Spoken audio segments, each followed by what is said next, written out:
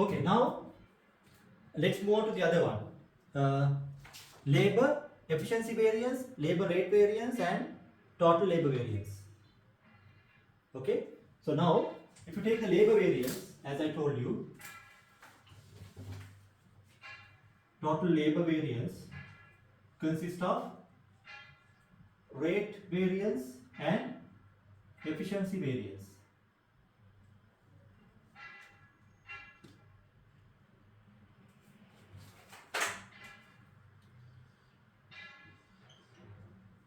Okay, tell me, how do you calculate the rate variance? Tell me.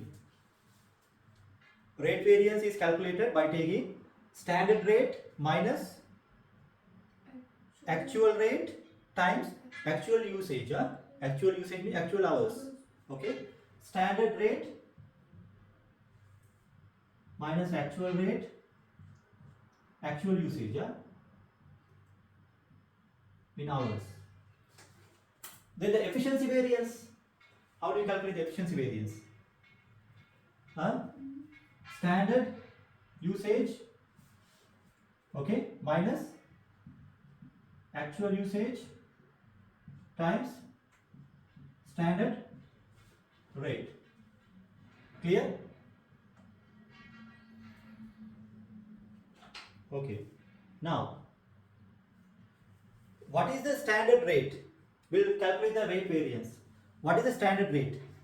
You know the standard rate is how much? 6.9. Is that clear? 6.9 per hour. What is our actual rate? What is our actual rate? So can we use the same rate as actual rate? You can't use it. Okay. Now here what you are given additional information. Okay. The following actual information applied to week 41. What they are saying is a power cut occurred on Thursday afternoon and all workers were sent home for 2 hours early. Now see how many hours. Okay, how many hours they work? What is their plan? 45 workers are there. They work 8 hours and 5 days. So 1,800 hours. Okay, they are supposed to work. But actually, they did not work 1,800 hours because of a power cut occurred on Thursday afternoon. All workers means all 45 workers, okay, sent home for 2 hours. Which means from 1,800 hours, how many hours they are not worked? 90. Okay, so all 45 workers did not work for 2 hours. Okay, so therefore, to identify the actual number of hours worked, what you should do? From this 1,800, you must deduct what? Power cut. Okay, due to power cut, 2 hours times 45, 90 hours not worked. Clear? Okay.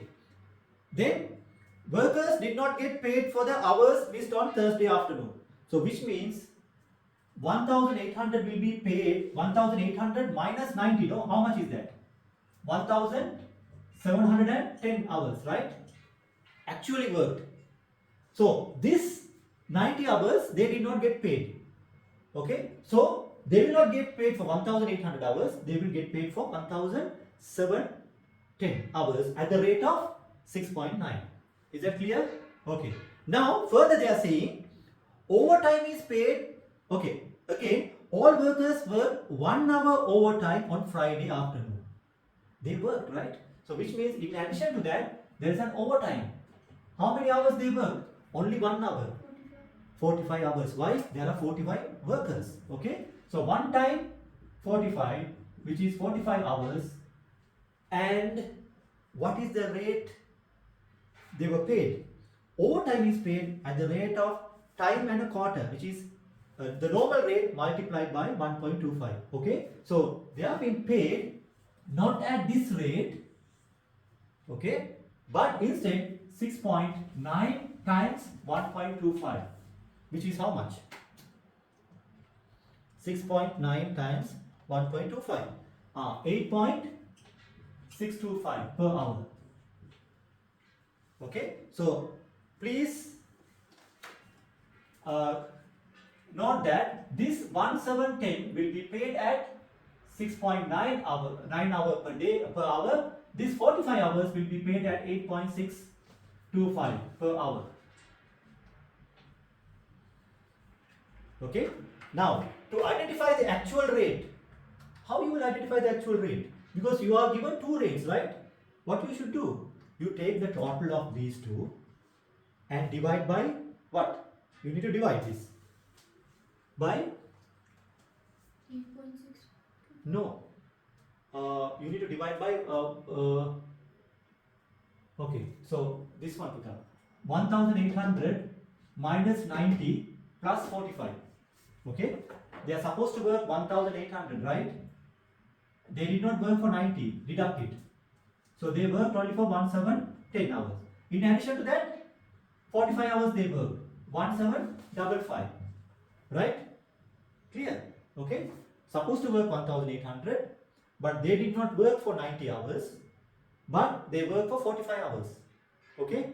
So, what is the total cost here? For 1755, what is the total cost? Take the total of these two. 17, clear? Huh? 1710 at the rate of 6.9. How much is that?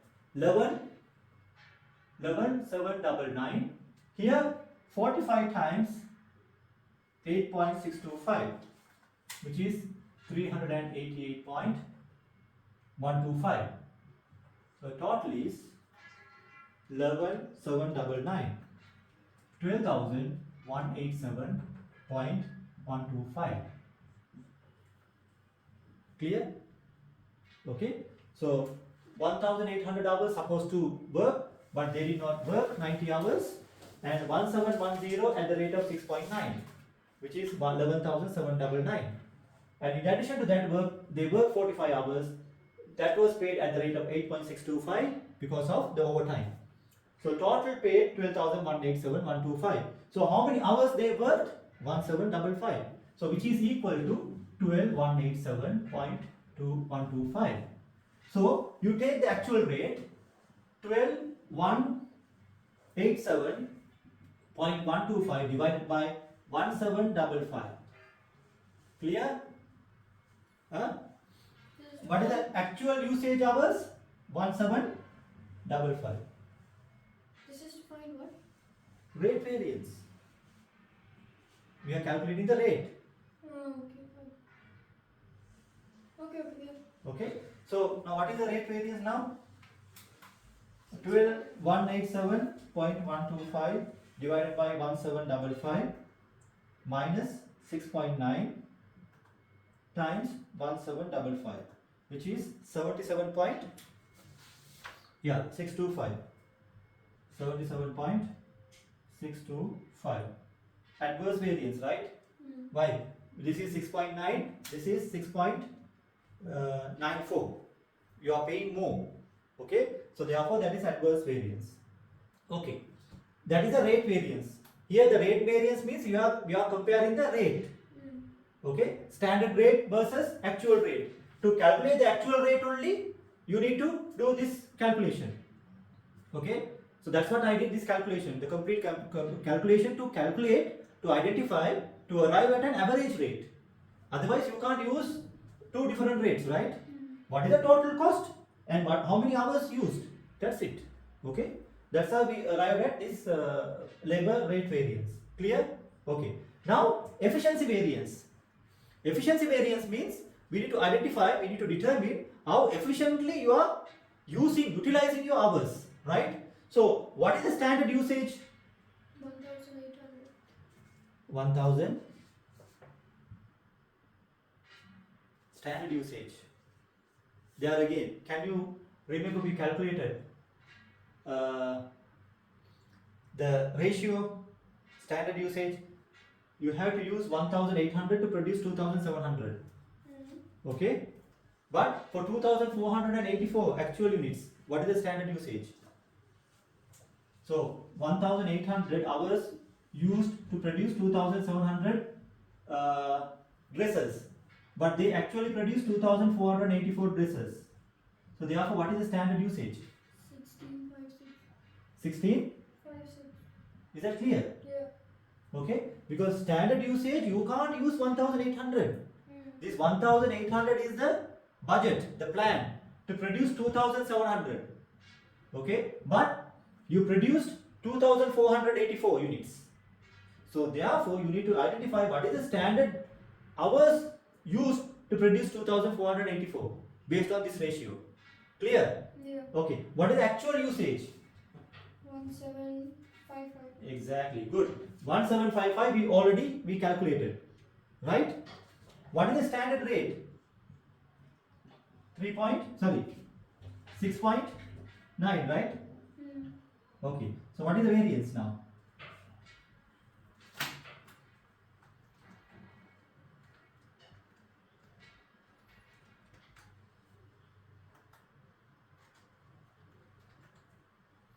(683.1) adverse or favorable?